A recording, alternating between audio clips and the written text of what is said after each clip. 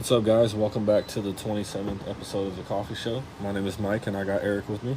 Hi, this is technically would be the 28th because we just finished our best podcast yet. Right. And what happened to it, Mike? iPhone decided Don't blame iPhone for that. iPhone decided to not work, and it literally recorded like the intro. It got like 30 seconds. I blame the software, not the hardware. Okay, so iOS, not iPhone. What is it? I don't even know what we record on. Apple. Whatever we record on, I'm blaming them. You can blame the iPhone. You still love it though. So we're gonna try it again, and hopefully it's as casual and fresh as it was 18 minutes ago. Right. So we're gonna try to regurgitate the same jokes and the same laughs and all that. Man, I stuff. hit my jewel like 60 times during that mug, and I didn't cough once.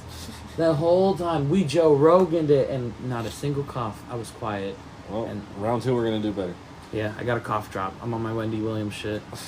So, for new stuff this week, we got a bunch of cookie stuff. So we got 2 different light-up cookies trays and 1 light-up runch tray. And then some different vape batteries. So there's 2 different cart batteries. And then a G-Pen cookies collab that's you can do raw concentrates as well as cartridges on. That one's $40. $40. It looks like a pretty solid unit. It's nice. I like it. The best thing about it, it's got a different like mouthpiece than every other concentrate like vape that you expect. It's almost, it kind of looks like maybe like a lipstick like angled. You know, it's like I don't know. You know, it's like a 45-degree like banger. Like it's slash, and I like it. I just feel like it's like so much more like comfortable on the lips than instead of the big like round like yo can. Makes sense. It's cool. I might have to buy one and try it out. I don't know. We'll get back to you on that. So our first article is from marijuanamoment.net. This is a quote from the director of the FDA. People are using these products. We're not going to be able to say that you can't use these products. It's a fool's game to try to even approach that. We have to be open to the fact that there might be some value in these products, and certainly Americans think that's the case. This is the, what's his name? Han. He was a cancer doctor, and he's the new director for the FDA. Gottlieb is out. I mean, it's about time. They've got to understand it's a new decade. It's 2020. Millennials are taking over the world. And I think that's what it takes. Is that needs to happen in a lot more of like local government positions, like especially in these like more rural states like we're in. I mean, obviously we're in the city, but pretty much the rest of Nebraska is rural. Yeah, like the Midwest and people. We just need rural. Russell. That's what we call them. Russell. Rural. Yeah, we need fucking new people in there. Fresh faces, fresh ideas. People that haven't lived through their whole lifetime of all drugs are bad. Anything marijuana is bad. It's dope. It kills you. And you're like, get with the fucking trends, people. Like, it is a new damn decade, and you can't ban CBD. You couldn't ban fucking vape juice. Right. You didn't ban pods. We're still trying. We still got puff bars, whiff bars too. Shameless plug. We got a bunch on the way. Like, you just get over it. The people are gonna speak. It's a free world. We're gonna fucking make it one. Right. If I'm paying this much money in taxes to live in a free world, I'm gonna have it a fucking free world. So last week they missed a deadline that they were supposed to have some report to the House Appropriation Committee for rule or enforcement guidelines surrounding CBD products. But Congress is taking separate steps to allow and regulate hemp-derived CBD. Bipartisan legislation filed last month would allow the cannabinoid to be marketed and sold as a dietary supplement. Which exactly is what it should be. Right. It's very common. That gives consumers the warning that they need to do their homework, consult with their primary care physicians, and figure out if it's a right fit for them. And you alleviate people that don't know a ton about it because they don't have to, and grocery stores that carry it, Kroger, Dollar General, gas stations, you know what I mean, people that can't be educated, takes that pressure off them, not bullshitting you. Right, they don't have to educate the consumer. Yeah, you have to say, hey, buyer beware. Same with Kratom. You take it, you're a grown adult, you take it at your own risk, you do your own homework. When you leave here and consume it, that's on you. Yep. I'll just tell you what I think about it until you walk out the door. They need to get on that. Hopefully that'll come quick. I would love to see the day. So, while regulations for CBD have yet to be finalized, the government's enforcement actions have been infrequent and sometimes unpredictable. The FDA has said it's using its enforcement discretion to target businesses making outlandish, unsupported claims about CBD's health benefits. So again, that's why we tell you everything is not meant to diagnose, treat, prevent, or cure any disease. Yep, talk to your doctor. Google it. Google it. Goggle it. Listen to Mike and Webby on the Coughy Show every Thursday at 4 p.m. There you go. That's where you can get some valid, cold, hard facts. As it's Friday at 3 p.m. And we didn't record last week at all. We just completely act like last week never happened. Right. Next week probably won't happen either. Right. But we'll be back to you. We travel, we do things. We'll get back to you. Hey, it's bumping in here. We got to keep it flowing. We'll see you in 2. So, next article is from Hemp Industry Daily. The USDA decided to drop the DEA testing requirement for the 2020 year. So, part of their regulations that they rolled out earlier last year was that any lab that's testing CBD is going to have to be registered with the DEA. Apparently, there was enough feedback and complaints about that, and I guess they realized that it's just not feasible to have that done before the crop this year. So, beginning in 2021, all those labs will have to be registered with the DEA. I think that was a cash grab, too. I think it was all a money ploy. I think that being, we don't know what the DEA certification process would entail. I'm guessing it's, applying, inspections, permit, and you're probably going to pay them some good money, too. Right. And, also, it's very understandable that that's not feasible. Because what does the DEA take? And you take that business away from any small testing facility in the United States that could boom off this billion-dollar industry that they're forecasting we'll see, and you put it into government-controlled labs and DEA-controlled labs. Like that's what we need. Yeah, no, you need to take some time and, you need to calm down. How can we get the government more involved in our lives? Fuck, I guess. That's the question I wake up and ask myself every day. Yeah, for fuck. They also, with this one, they mentioned that they were going to drop the fact that any hemp that tested over 0.3% would immediately have to be destroyed. Right. Which is nice because, obviously anyone that knows what CBD can do, you can extract it and you can do so many things with it where you're not selling truly marijuana that someone's going to smoke to get high. You're just, right. You can completely rip the THC out. Yeah, you're just taking what you worked hard on, Obviously, you got to keep farmers happy. That's a big blow to them. All these people that farmed hemp because everybody and their mom had an article about it, it's worth this much money and it's booming billions, and then you're going to have this percent of people that would lose their life, their livelihood because it would all be destroyed after planting it and fucking tending to it for however long they chose. Obviously too long if it ended up with THC, but or they just they don't know, they're uneducated, they bought bad seeds. Like it could have been any number of things. Yeah, that's why we need to learn. So it says that the USDA received more than 4,700 comments about the hemp rules, which is dope. I mean, a lot of, all the people with the knowledge wrote in about these guys that just sit behind desks and spit out rules. Like, I wonder if they actually hire really good consultants to help them out with something like this where they're completely uneducated on it. Or if they're just like, oh, no, here's the rules. See, and the thing too is I mean, you don't have to hire anybody that's good enough and knows their shit. I'm sure that they wouldn't have to pay them. Those people will come help you because they know the benefit. But you don't have to pay them. Get the right people that know in there, at least just to say, maybe let's 86 that. Let's not put that one in because fuck, they at least know what they're talking about. And those people, they'll care to do it because why not? They want to grow their business and what they believe in. They're not going to be like, give me $200,000, I'll tell you what's up. No, they'll be in there like swimwear trying to get that shit done.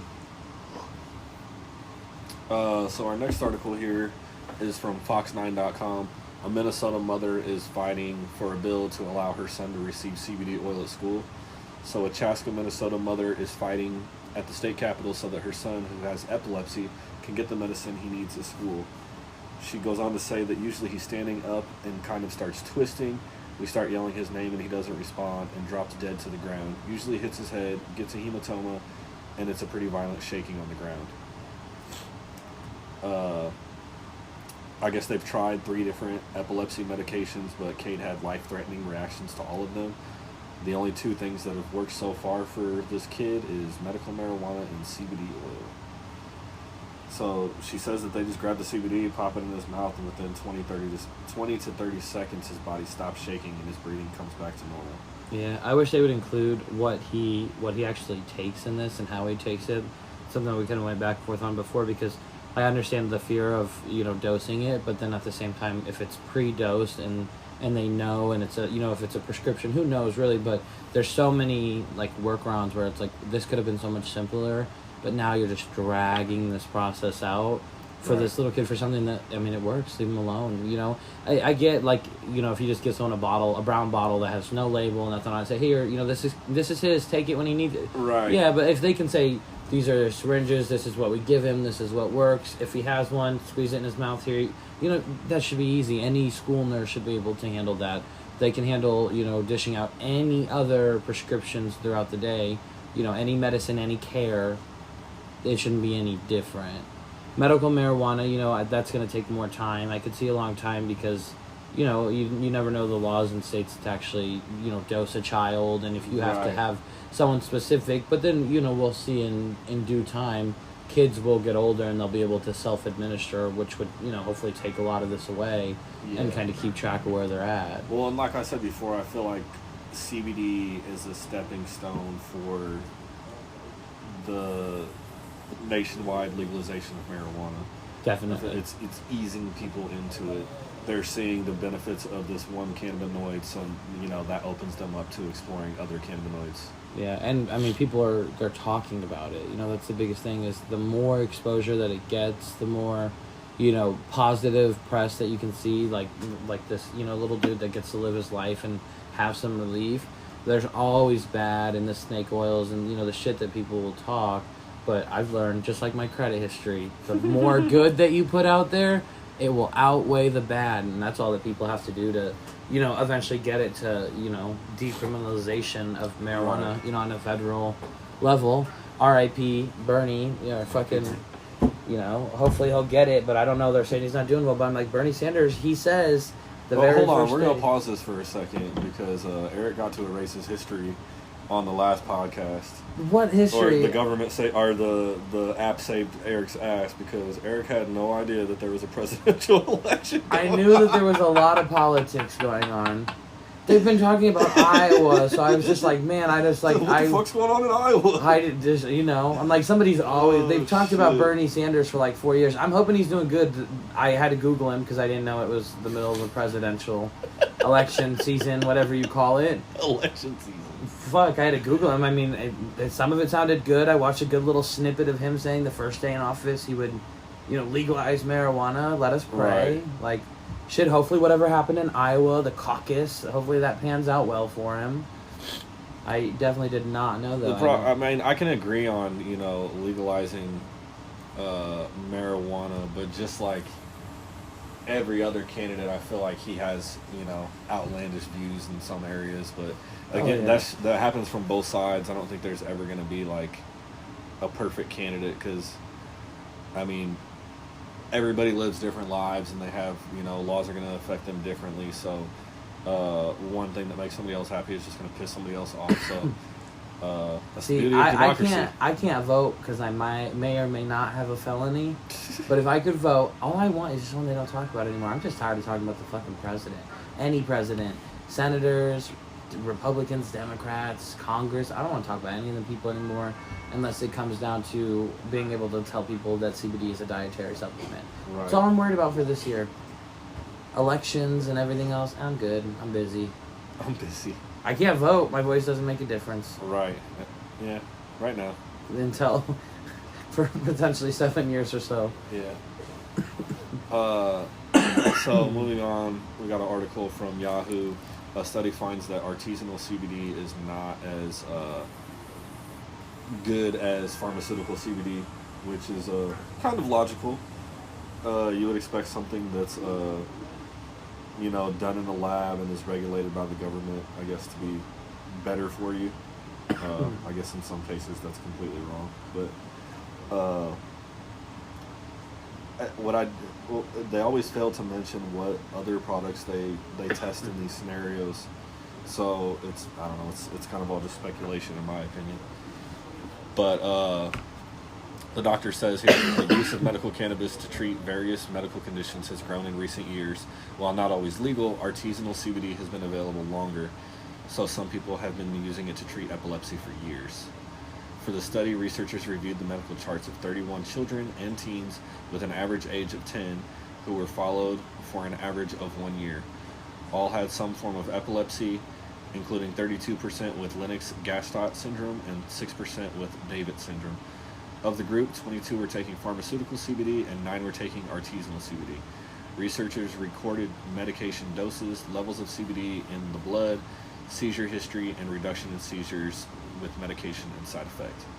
Those taking artisanal CBD had an average level of CBD in the blood of 31 nanograms per milliliter compared to 124 nanograms per milliliter. Just such a significant difference, man. The irritating thing about this is because, the FDA is so slow in dragging their feet and they only have one approved. Of course, obviously it's better and you'd understand that. We did the math on the last one, so it's still pulled up. For 100 milligram, 100 milliliter CBD oil, I'm not going to say the brand, not to hurt them, costs you $32,500 a year. Most people have insurance, a lot don't, but most do. But still, they're charging $32,000 a year. That's median income. That's what most people make in their life in a year, in their early 20s. That's a lot of money. So wait, oh shit, yeah, you said that was monthly, huh? Yeah, we were talking. Wow. Yeah, it was. That was for a pack. Yeah, right. So, wow. They're saying $32,500. So you got insurance, and you get the discount card from the manufacturer, because why give a discount if you fucking are the guy that makes it, right? And you're still your insurance is going to be billed out about $32,500 just for that one prescription. Not to mention any other prescriptions that may be added in there for. $32,000. But I guess another question that I have is, you said that's a 100 milligram bottle of ergotamine? Yes. Did they actually test the other CBD products that they were giving these people? Yeah, and was it a DEA certified testing facility? Right, because who knows if those products A, even contain CBD, and B, who knows if they didn't contain some other synthetic garbage that hurt those patients and cause these negative results. Yeah, pesticides. Because it actually says that 70% of the teens had an increase in seizures during the study, while those taking prescription CBD had a 39% reduction in seizures. I find that there had to have been some sort of synthetic. Most likely they used one CBD product, they didn't try 9 different CBD oils for on 9 different people. Yeah, different people. So there had to have been some sort of synthetic garbage in there. If they're doing this testing, why not reveal the brand? Yeah, I don't know if it's part of not hurting the brand or something, but in my opinion, you should be hurting that brand because they're fucking hurting people. If you're saying this isn't good, why not tell us? You know what I mean? That's how you can get bad brands off the market, and the FDA isn't wasting money and resources on it. Yeah, call them out. Expose them fuckers. We all know bad brands in the world. I could tell you a million off the top of my head, but should I know they're bad? I don't hide behind that they might be good. If you know that it's a lower end, it's a lower end. That's what it is.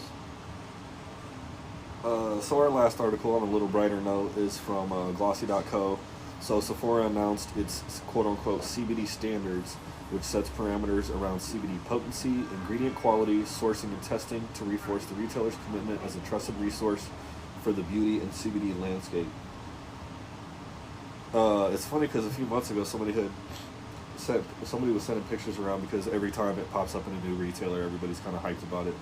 And I seen Sephora, and obviously I don't know anything about how they do their quality on their makeup, but them saying that they're doing these kinds of things with CBD is pretty cool to me, and I would actually say, go check out their CBD products, Yeah. Obviously, we don't carry every CBD product out there, and I'm sure that they're going to have some stuff that's, good, skincare products and stuff, where we just have, basic salves that are more targeted towards potentially helping with pain and stuff, soreness, inflammation. We're more relief and relax, not a ton of recovery. Right. Yeah, it's nice. Sephora's a big brand. It's a $4 billion brand that's got 2,300, retail locations across the world, 30 countries. That's the scope of the impact that they would have, especially for CBD, products, to get their own tab. That's big, that it's going to have its own, but you're going to scroll through and say, CBD, and people are going to wow, 147 things in it. Let me click, and then Right. boom, you know, you just. It's weird seeing that stuff on these big retailer sites and stuff. Yeah. Like even the last time I traveled, I seen the CBD at the Omaha airport, and it was just like fucking crazy to me, dude. Yeah, somebody go put a coffee sticker on top of that. For real. What, like, yeah, it is wild. I mean, anyone that's ever, like, you know, been in a tobacco store anywhere with CBD, who hasn't had to pull it once in their life, and now fucking Sephora's got it, Saks Fifth Avenue's doing, you know what I mean? Every major $1 billion, you know, companies, they're picking up the trend, and I'm like, well, that, whoever forecasted it to be in, you know, Right. $1 billion industry in a year, I get where you're coming from, because, boom, a $4 billion brand just picked it up and wants to run with it. That's Shout out just to one. the black market for creating the white market. Exactly. So Sephora said that searches for CBD on their website increased over 1,000 times since 2018. The quote here says that brands need retailers to hold them accountable for their CBD and testing methods. There is currently no government regulation to show or prove what are contaminated and efficacious ingredients. There are now hundreds of mislabeled products claiming to contain cannabis that contain zero CBD or other cannabinoids. Greenwashing risks are confusing the consumer and marginalizing the category. From the start at Lord Jones, we were obsessed with producing products that were clean, green, and safe.